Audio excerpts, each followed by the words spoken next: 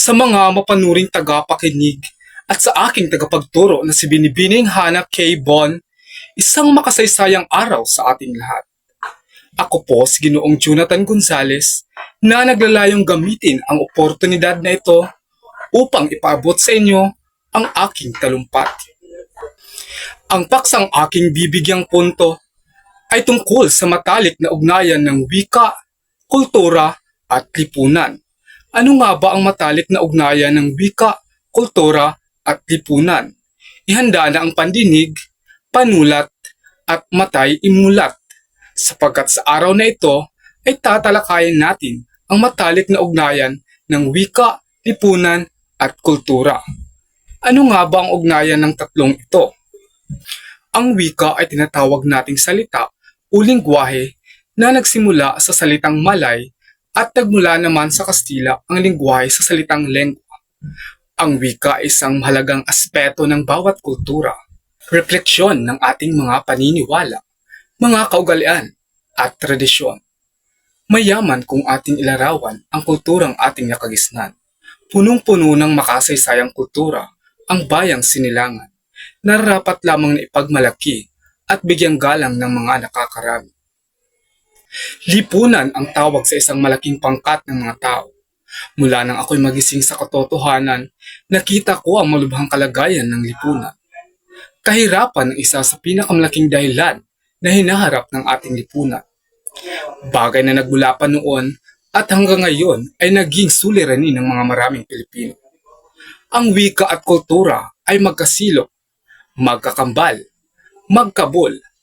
Ibig sabihin nito, hindi dapat mapaghiwalay ang wika at kultura. Dahil ang pag-aaral ng wika ay may kaakibat parati na pag-aaral ng kultura. Tayo lamang ang may kakayahang magsalita, kaya tayo ay may malaking gampanin sa ating kultura. Sa isang lipunan mabubuo ang mga paniniwala at ang mga kaugalian ng isang individual. Tao ang nagpapalaganap sa isang kultura sa pamamagitan ng komunikasyon. Sa pamamagitan din ng wika ay nagkakaintindihan ng mga tao sa isang lipunan. Sa pagharap natin sa mga hamon ng pag-unawa sa matalik na ugnayan ng wika, lipunan at kultura.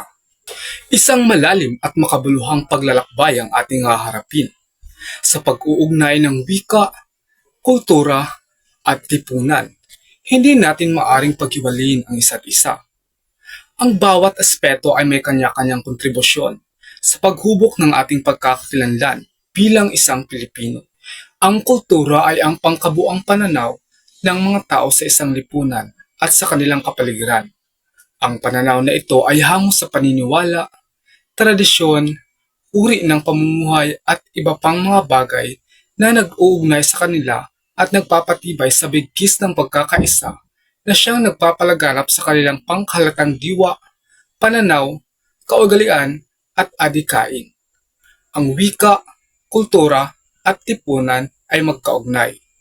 Wika ang pangunahing ginagamit ng tao bilang instrumento sa kanilang pagkikipag-ugnayan sa lipunan at kultura. Ang wika ang ginagamit sa pagpapalaganap at pagpapayabong sa kultura, kung kaya kasing halaga ng wika ang kultura. Mula sa estilo ng ating pagsasalita, sa sinusuot natin sa araw-araw at sa ating mga paniniwala, kaugalian at ginagawa natin sa ating buhay, ay naipapakita natin ang ating sariling kultura. Hindi magkakaroon ng kultura kung wala ang wika. Hindi natin pababatid ang kultura ng isang tao kung hindi natin gagamitin ang wika, sapagkat ginagamit ang wika sa pagpapaliwanag ng isang paniniwala, kaugalian at tradisyon ng isang individual. Tao ang magpapalaganap ng kanilang kultura sa ibang tao, at wika ang ginagamit na instrumento sa pagpapalaganap nito. Kung kaya, hindi magkakaroon ng kultura kung wala ang wika, at hindi magagamit ang wika kung wala ang lipunan. Sa madaling salita, tunay na matalik ang ugnayan ng wika, kultura at lipunan, at hindi mabubuo ang komunikasyon kung may isang konseptong mawawala sa mga ito. Pinagbuklod ang wika, kultura at lipunan upang maiwasan ang hindi pagkakaintindihan at kaguluhan. Bagkos ay magbubuklod ng pagkakaunawaan, pagkakaisa at kapayapaan sa ating pamumuhay. Sa huli, konektado ang wika, kultura at lipunan at hindi maaaring pagsawalang bahala ang mga konseptang ito dahil wika ang pinakamalaking sangkap sa pagbuo ng kultura at lipunan ang bumubuo sa kultura gamit ang wika. Kaya ating mahalin, pagyamanin ang ating wika, kultura at lipunan. Yun lamang po at maraming salamat.